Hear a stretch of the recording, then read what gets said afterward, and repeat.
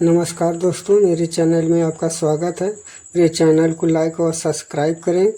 शास्त्र के जानकारों का कहना है कि काल सर्प दोष के अशुभ प्रभाव से शारीरिक, मानसिक और आर्थिक परेशानियों का सामना करना पड़ता है, लेकिन फिर भी कुछ लोग अपने तुच्छ ज्ञान की वजह से शास्त्रों में लिखी चेतावनियों को भी नज़रअंदाज करके अपने जीवन का सर्वनाश कर बैठते हैं। ऐसा ही कहानी इंजीनियर लड़के विजय की है। विजय आधुनिक शिक्षा ग्रहण कर चुका था और अब उसे तलाश थी एक अच्छी नौकरी की। विजय पढ़ाई में बहुत होनहार छात्र था, इसलिए उसे अपने ऊपर पूरा भरोसा था कि उसे एक अच्छी नौकरी ज़रूर मिल जाएगी।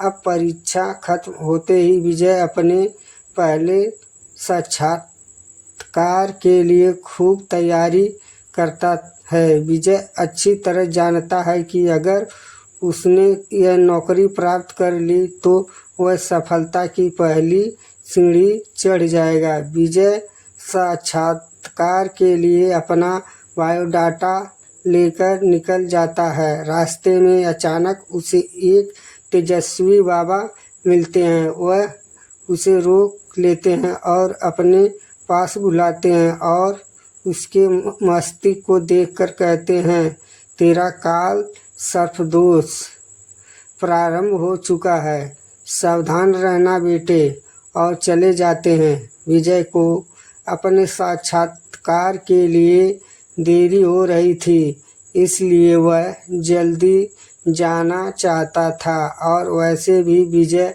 को इस तरह की बातों पर कोई भरोसा नहीं।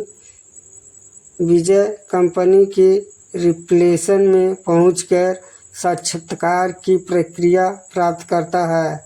रिसेप्शन में बैठी महिला कर्मचारी विजय को एक कागज़ देती है और उसमें उसकी निजी जानकारियां भरने को कहती हैं। विजय कागज़ लेकर उसमें जानकारियां भरने लग जाता है। विजय के साथ साथ और भी प्रतिभागी साक्षात्कार में हिस्सा लेने आए हुए थे। कुछ ही समय में सभी अपनी अपनी जानकारियां भर के कागज़ रिसेप्शन में जमा कर देते हैं। घंटी बजते ही साक्षात्कार का दौर प्रारंभ हो जाता है। एक एक करके सभी प्रतिभागियों को साक्षात्कार अधिकारी अपने चैम्बर में बुलाते हैं और सभी से कंपनी के कार्य से संबंधित प्रश्न पूछने लगते हैं और कुछ घंटे साक्षात्कार चलते ही अधिकारियों को मानसिक थकान होने लगती है। फिर भी वह साक्षात्कार जारी रखते हैं और इसी बीच आती है विजय की। अधिकारी कई घंटों से एक ही तरह के सवाल पूछ कर थक चुके थे, इसलिए विजय के आते ही वह अपने सवाल बदल देते हैं और विजय से उसके निजी जीवन में संबंधित कुछ तीखे सवाल करते हैं। विजय के माता पिता का तलाक हो चुका था। यह बात विजय किसी को बताना पसंद नहीं करता था, लेकिन साक्षात्कार अधिकारियों के सामने मजबूरी में उसे यह बात बतानी पड़ती है और इस बात पर जब अधिकारी विजय को अपमानित करते हैं तो उसे गुस्सा आ जाता है और वह अधिकारियों के मुंह में अपना कागज़ फेंककर साक्षात्कार चैम्बर से बाहर निकल आता है। विजय ने साक्षात्कार की बहुत तैयारियां की थी, लेकिन अधिकारियों के ऐसे रवैये से उसका मनोबल टूट जाता है और वह सोच लेता है कि अब वह किसी भी साक्षात्कार में नहीं जाएगा। विजय अपने गांव लौट जाता है। उसके पिता ने उसकी मां का साथ पहले ही छोड़ दिया था, लेकिन उसकी मां गांव में अकेले रह रही थी। विजय गांव पहुंचता है और कुछ ही पल में उसकी मां समझ जाती है कि उसका बेटा दुखी है। वह अपनी माँ से बिना कुछ कहे घर के अंदर चला जाता है। कुछ दिनों बाद विजय का मानसिक तनाव बढ़ने लगता है। विजय को अकेला रहने की अद्भुत आदत पड़ जाती है। देखते देखते 1 साल गुजर जाता है। विजय अपने कॉलेज के सभी दोस्तों से बात करना बंद कर चुका था। विजय की हालात बदतर होते देख उसकी माँ को चिंता होने लगती है। वह उसे मनोवैज्ञानिक ज्योतिष आचार्य के पास ले जाती हैं। हालांकि विजय वहाँ नहीं जाना चाहता, लेकिन अपनी माँ के ज़बरदस्ती दबाव देने पर उसे वहाँ जाना ही पड़ता है।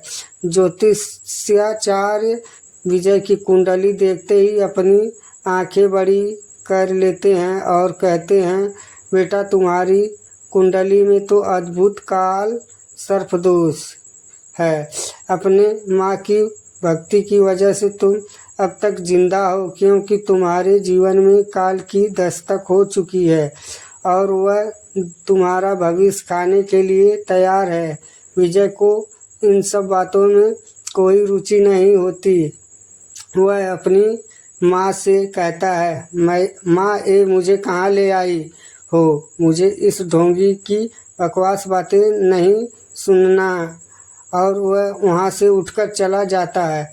विजय के ऊपर काल सर्प दोष का काला साया मंडरा रहा था, जिससे उसके जीवन में संकटों का पहाड़ टूटने वाला था। लेकिन वह अपनी जिद में अपना जीवन बर्बाद करने पर तुला हुआ था।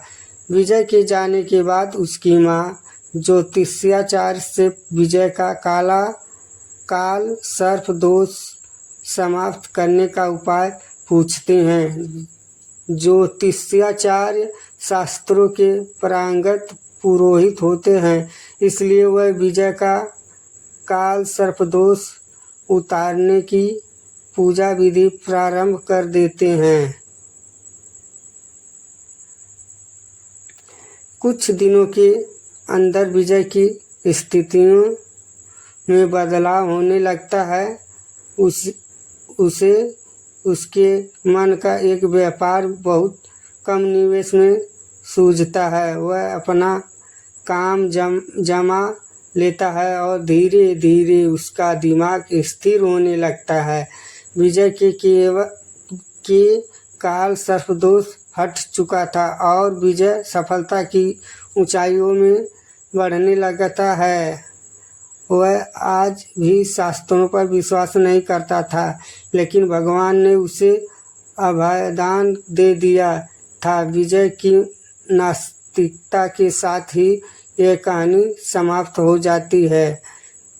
नमस्कार दोस्तों, हमारे चैनल को लाइक और सब्सक्राइब करें।